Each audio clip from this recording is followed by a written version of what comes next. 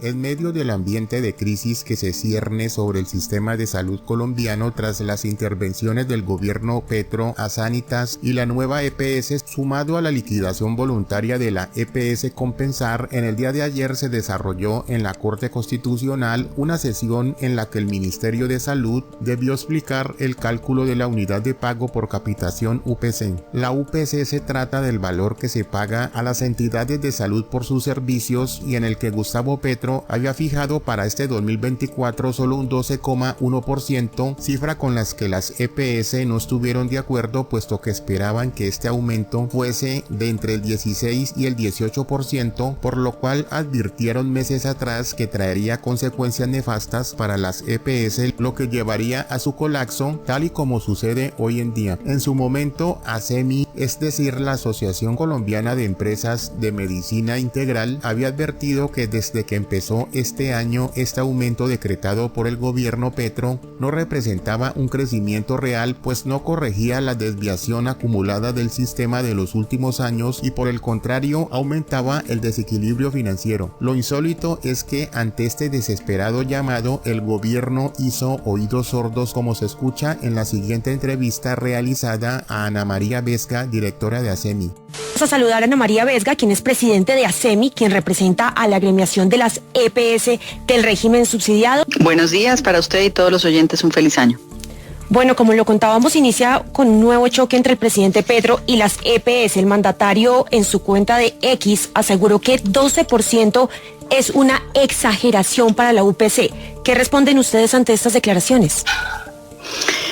En realidad no es un incremento. Lo que estamos viendo con ese 12% es que él reconoce el aumento natural del IPC, 9.7%, y 2 puntos para las inclusiones nuevas al plan de beneficios.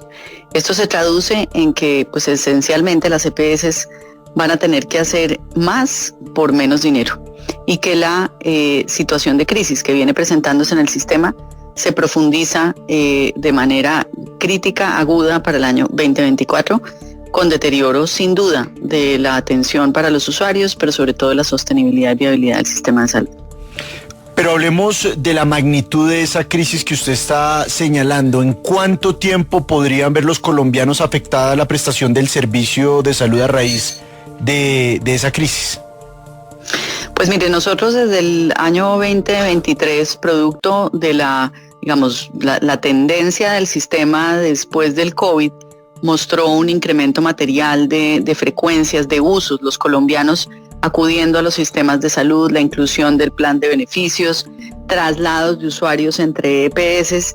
Todo esto generó una crisis cierta que se le mostró al ministerio desde mediados del 23 con todos los análisis para precisamente buscar que el ajuste del 2024 corrigiera de alguna manera ese desfase.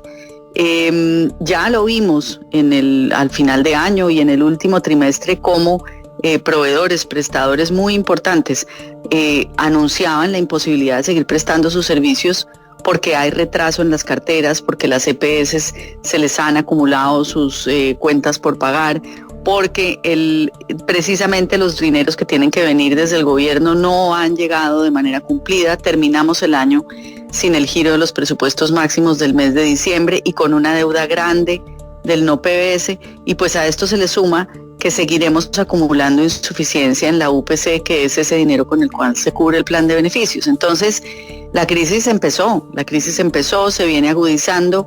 Esto no tiene un día pero estamos todos los días asistiendo lentamente al deterioro paulatino, sostenido del sistema, con una inacción que sorprende, la verdad, en el gobierno, en lo que tiene que ver con las decisiones de financiamiento adecuado del sistema, que es su principal obligación. Señora Vesga, ¿cuál era, según sus estudios, el porcentaje de aumento de la UPC adecuado? Debía haberse dado cuando menos el IPC más 7 puntos, eso nos ubica en un 16%, que hubiera permitido, cada punto de la UPC representa 760.000 millones de pesos. El año pasado el desfase fue similar, fueron 3 billones de pesos. De hecho, las EPS terminan el año 23 con una pérdida acumulada superior a los 5 billones.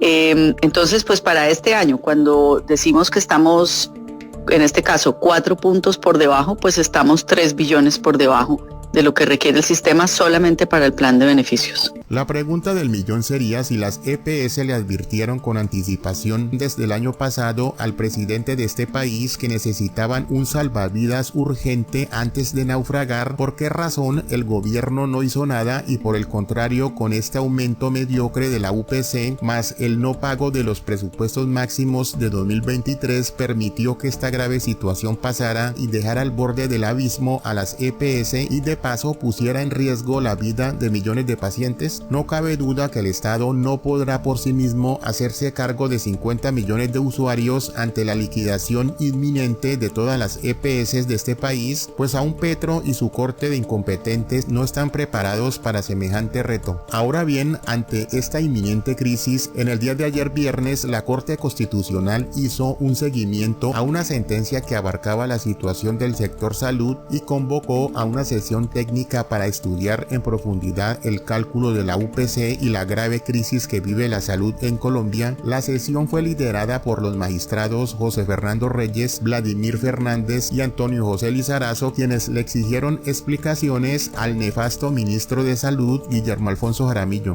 La superintendencia nos dice que no tiene problema sobre la calidad de la información, cuando esa es una de sus funciones. Tendría que haber siquiera una indagación, señor representante de la superintendencia, sobre por qué, y el ministro se quejó. La muy mala calidad de la información, la exigua información. Entonces, no nos contestan y nos quedamos con las manos cruzadas, ¿no? Pues no nos contestaron, ¿qué hacemos? Escribámosle otra vez al mes entrante. Bueno, y entonces, ¿para qué son los dientes? ¿Y para qué son las uñas? ¿Y para qué es el poder punitivo? Y el fiscal, y el suyo, señor delegado de la superintendencia. Creo que es muy grave.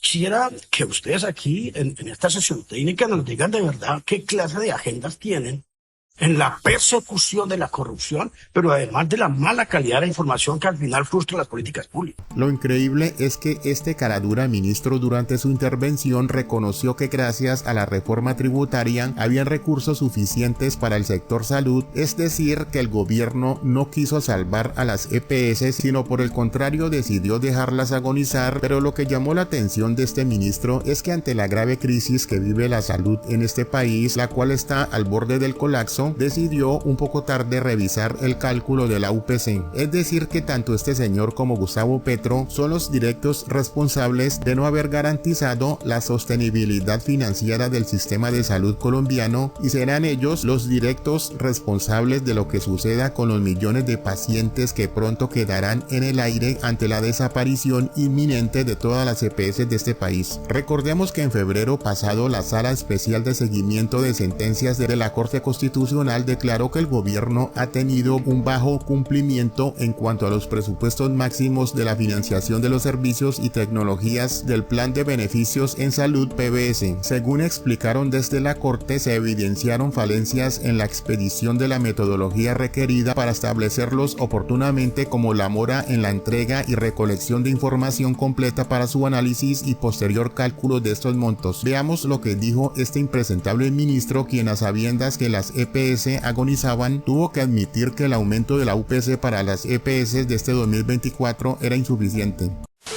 Hay necesidad, yo estoy totalmente de acuerdo que se revise la UPC, pero por eso nosotros pretendíamos, no voy a entrar allá a que no existan UPCs de subsidiado ni de contributivo, y que miremos en detalle qué es lo que estamos haciendo, porque ya hoy, por ejemplo, solamente las enfermedades crónicas de alto costo, las huérfanas, hoy solamente se están llevando más de casi el 20% de los recursos. O sea, suman cerca de un 15 o más por ciento. A pesar de que el esfuerzo que ha hecho este gobierno, 29% de crecimiento del presupuesto del Ministerio de Salud, casi todo transferido al pago de la UPC. Cuando usted mira el presupuesto del ministerio, usted ve que el 95% de los recursos, inclusive más, son trasladados directamente a cubrir la UPC y creció en un 29%. Hoy está creciendo en un 19% este año. Y fuera de eso, la reforma tributaria logró que el Sistema General de Participaciones creciera y estamos pasando, gracias a esa reforma, estamos obteniendo mayores recursos que son de pasar de 12 billones que tuvimos el año pasado a 24 que vamos a tener en el 2026. Ministro, muchas gracias. Muy interesante. Muchas gracias.